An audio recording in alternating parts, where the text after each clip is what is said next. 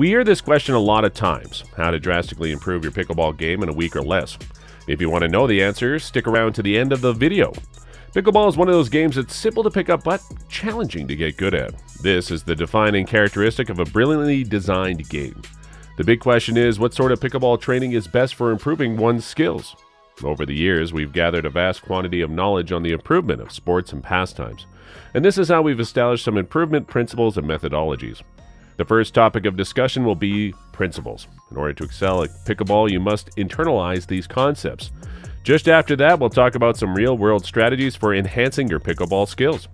So if you're ready to take your pickleball game to the next level, then watch till the end of this video.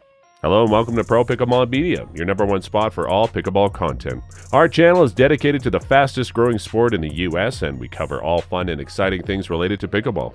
So if you love pickleball and want to learn more about it, just take a second to subscribe, press the bell icon so you don't miss any of our recent videos.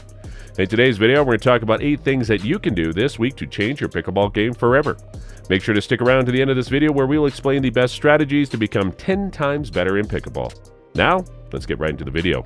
Number 1, realize that pickleball is a game of error and avoidance. This is a fundamental concept in the game of pickleball and serves as the foundation for many other ideas. Pickleball is a game of patience on the court, waiting for your opponent to make a mistake before capitalizing on their miscue.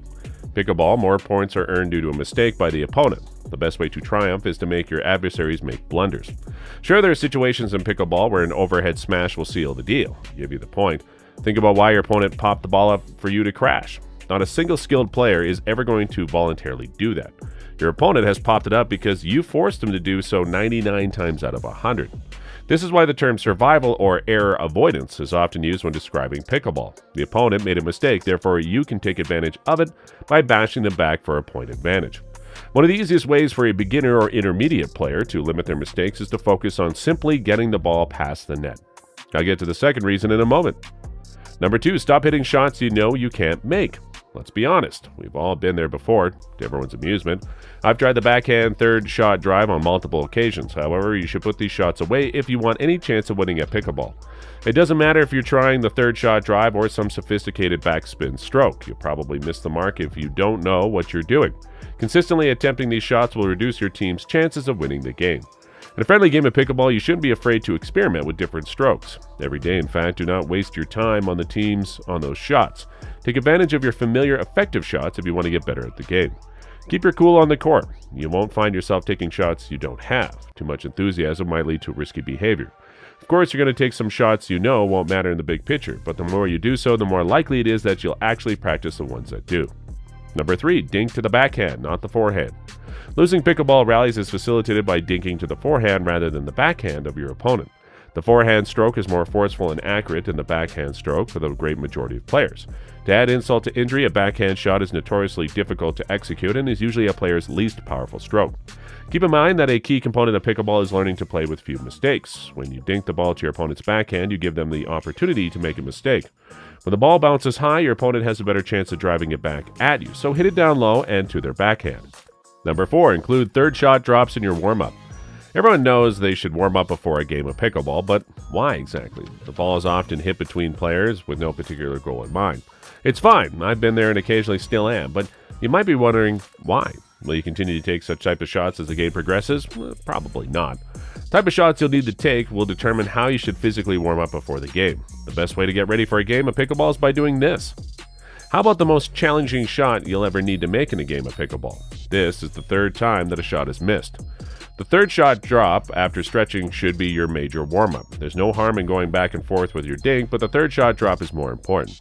Here's an exercise to try. Put the opposing player in a kitchen line position. After he hits the ball to you, you can return it with a drop shot while reversing position and moving towards the baseline. Performing a series of drop shots down to the baseline.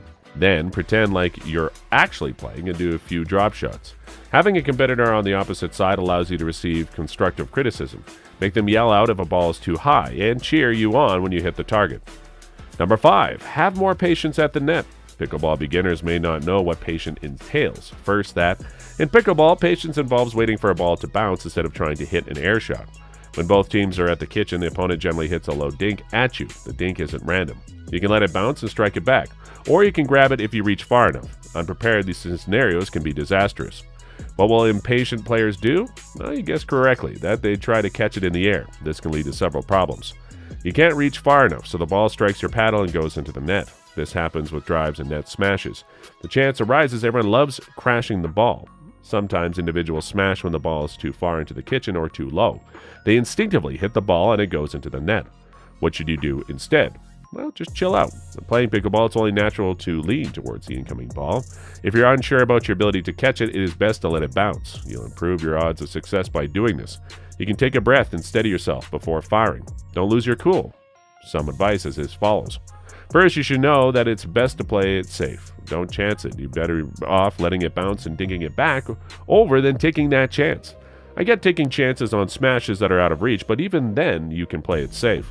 Here's what I do to get my body moving. 1. First, keep your legs loose and comfortable whenever you experience one of these situations. 2. If you're going to wait for the ball to bounce, then take a steady step in the direction you need to go. 3rd, take your time and hit the ball steadily.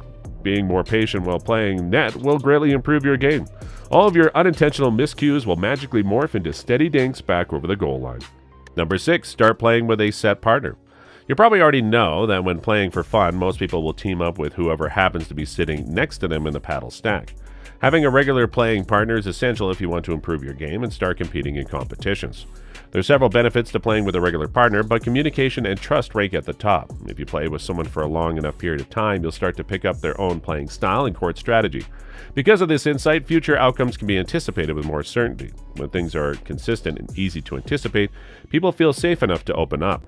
When playing with a stranger, though, you can never be sure that they will move out of the way if you try to steal a shot. Or still, suppose a ball is coming down the middle, and you have no idea whether or not your left-handed partner will take the forehand. All of these are undesirable outcomes, and playing regularly with a friend is an excellent way to eliminate most of them. Number 7, smash for effectiveness, not power. Overhead smashes are exciting and entertaining, but they are also prone to mishap. Think about it. How hard does a smash have to be to do any damage? So you hit your opponent with a ball traveling at 60 miles per hour. By the way, I have no idea what kind of speeds these balls can reach. What if your rival was unable to reach the ball either? Do you think it would make a difference if you didn't slam the ball so hard and the pace dropped to 55 miles per hour? Is it possible that your opponent could get it? Well, most likely not. To achieve better results, hammering the ball harder is not always the answer. Actually, things may get even worse for you. You lose command as you increase the force of your impact. The ball has an equal chance of going out or in the net. Instead, you should think about strategy and position instead of utilizing so much wrist action. You should try directing the paddle face at the ball, and this should prevent you from sending so many shots into the net. Number 8, learn from your mistakes. Ideally, nobody would ever get upset with you for making a mistake, but that's obviously not how life works. But if you spend all your time fuming over your previous blunders, you won't have time to learn from them in the moment. No, out of the context, the lessons learned from failure are invaluable. However, pickleball allows you to improve as you go. There's no use in playing the game if you're going to let blunders get you down and prevent you from trying to improve. Here's something else to consider before storming off the court in a huff. You can give your opponent a clear idea of how to counter your strategies by letting them know the specific things that annoy and anger you. Self-blame is another way your vulnerabilities could be revealed. Because of this, your losses will increase even worse.